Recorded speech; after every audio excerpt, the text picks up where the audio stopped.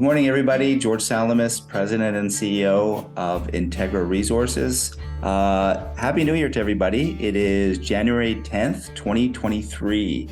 So happy New Year to all of our shareholders and all of the Integra friends and family that are out there listening today. Lots of news to tell you about. I haven't done one of these YouTube videos for a while, so this is me getting back in the saddle with some really exciting results to talk to you about today from the drilling that we've been doing on the low-grade stockpiles that reside in 6 different locations in the project area. Just to take you through some of the highlight results here, 0.52 grams per ton gold equivalent of oxide and transitional material over a thickness of 102 meters. 0.97 grams per ton gold equivalent, again, oxide and transitional material over 24 meters. So this gives you a bit of a flavor of the kind of drilling that we will continue to do throughout the course of the next couple of months in this oxidized low-grade stockpile material. In addition to that, we put out some results from some met drilling, which we did, the highlight results of that, just to remind people what the in situ looks like, not the stockpiled stuff, but the in situ oxide, 1.38 grams per ton gold equivalent over 67 meters. So that's a pretty great grade and thickness on its own right. But really the focus today is to talk about this low-grade stockpile material. Just to situate our audience here in terms of DeLamar, the DeLamar Gold and Silver Project, where it resides. Well, we're in the Great Basin. The Great Basin has been the most prolific gold and silver district in history. In the Western U.S., it produces a lot of gold and silver. So we're in this area of favorable geology, which we call the Great Basin. We're situated about an hour and 45 minutes drive from Boise in southwestern Idaho. And then so zooming in on the project area itself, it's a pretty big area. This low-grade epithermal system that we've identified, or it has been identified previously, and we've kind of unified the geology of this district into one cohesive model. This is it. So the two main deposits, on the left-hand side, you've got DeLamar, on the right-hand side, Florida Mountain, totaling close to 5 million ounces of total resources. But the focus really, from a development perspective, is this oxide and transitional material that we plan to build this great heap leach on. Low-cost CapEx, low OpEx, lots of value add, as I'll walk you through in a sec. So these red zones, or these red blocks that you see there, those are the in situ oxide and transitional zones that fell into the PFS that we put out last year. But really the focus today is to talk about not the in situ resources, but the value add opportunity from these low grade stockpiles that were left behind by previous miners, including Kinross. And they did us a tremendous favor by segregating this material for future processing and gold and silver extraction. And I'll walk you through kind of what we're thinking about that in a sec. But here's a good look at some of those stockpiles. There are about 6 of these stockpiles in total throughout the entire project. We did an inventory from a volumetric perspective. What's in that already mined material, so the cost of mining it has already been borne essentially by others. There's about 60 million tons of this material. At a very high level, probably within a grade range of 0.4 to 0.6. Obviously, that's why we're drilling it off. We're trying to get a better sense of what the grade is, the average grade, the grade variability, the recoverability, which we think will be excellent. But you can do the math on your own. 60 million tons, 0.4 to 0.6 grams per ton of that material, apply a recovery factor to it from a heap leaching perspective, and you can see the tremendous value add potentially that we have here in terms of adding to our existing heap leach mine life. And we'll take you through why we think it's important in a sec, but just kind of doing first principles and why we think that this is kind of important, why we think that there's a lot of this material, why we think it's in that grade range.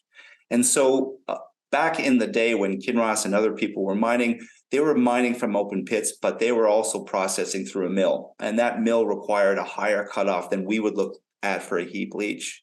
Their mill cutoff, for example, was 0.86 grams per ton gold equivalent.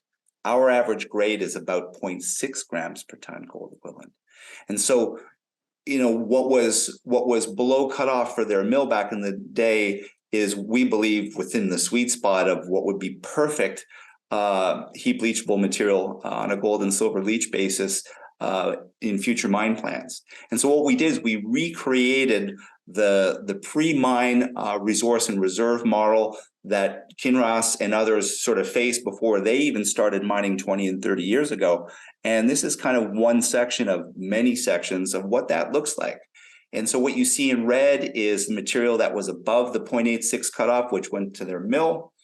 And what you see in the yellow is material that resides between a 0.17 grade and 0.86 cutoff, which was segregated into these stockpiles. And everything that's in green is true waste. It's below that 0.17 grams per ton.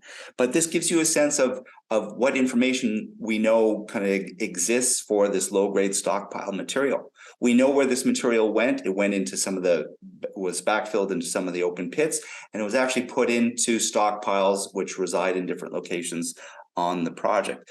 And so in the view of doing a back calculation of what's in there, we came up with this 0.4 to 0.6 grade range based on the drill information that we have. You can see this is the historical drilling that was done. We do have the grade and thickness data for that information, which gave us the ability to do this rough inventory. Obviously, we have to drill this material off. Obviously, we have to get it into a resource category ourselves, but pretty exciting stuff from a value add basis. And so we put out our first series of drill results late last year, and these are them. These in particular come from the DeLamar backfill and summer camp backfill areas. You can see our first set of results that we put out were excellent. The first set of results we put out 70 meters, going close to 0.5 grams per ton gold equivalent. You can see some of the other intercepts, 86.87 meters, going 0.5 grams per ton gold equivalent. And so pretty exciting as a kickoff late last year. Another thing to focus in on is the preliminary metallurgical data that we're getting back from this material, which is already mined, it's already oxidized, and it seems to be able to leach quite well. The preliminary cyanide shake data, for example, shows really good recoverability from this material in certainly greater than 70%. We've got recoveries up to 90% from this material. So preliminary view is that the metallurgy of this material, which is already broken and mined, is actually quite good. I think it's going to make great feed for the future heap leach. And then kind of getting into some of the results that we just put out. For example, these are results from today's news release.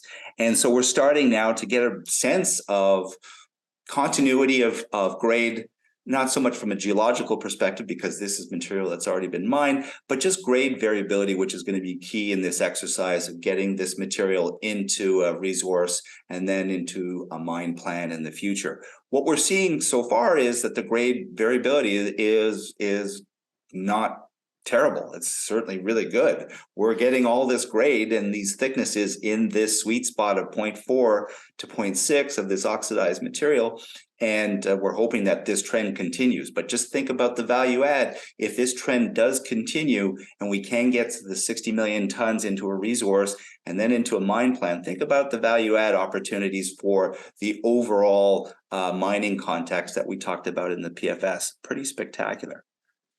And I'm just going to kind of jump here to the metallurgical results that we put out. Again, so we're going from the low-grade stockpile, then backfilled, already mined material, to the in-situ resource here. And these are a couple holes that we drilled for metallurgical purposes late last year. You can see some, again, spectacular grades and thicknesses from these intercepts, 66.9 meters, going 1.38 grams per ton gold equivalent. So that's more than twice the average grade of the oxide and the transitional resources that we plan to mine.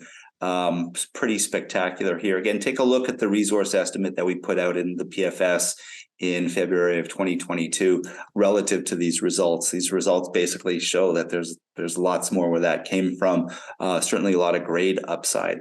And so as I kind of get towards the end, just to kind of highlight what's to come. We've done just over 2,000 meters of drilling up to now in these low-grade stockpiles. So far, the results are as good or better than expected. We're really excited about this. There's lots more drilling to be done. We've got about 11,000 meters of drilling to be done. This kind of gives you a view of what the drill spacing would look like. We're starting with a 60-meter drill spacing, and in some areas we're going to go down to 30 meters just as a test case, just to get more grade variability data to work into future resource estimates. I think I did mention earlier that we are targeting a resource estimate for the entire project, an update before the end of the second quarter of this year, and then sort of moving on into the mining plan of operations in the fourth quarter of this year. But lots of exciting drill results to be announced over the next couple months here from this low-grade stockpile drilling. And again, just as a reminder, why is it that we're doing this? Well, it's really important from a value add perspective, especially when you look at it in the context of future development. And again, so what you're seeing here is in red are the in situ oxide and transitional resources, which we put into the mine plan, which was the subject of this PFS study we put out next year, which showed some pretty compelling economics. But think about that, and then think about the context of these low-grade stockpiles, as you can see, that are in close proximity to planned infrastructure here.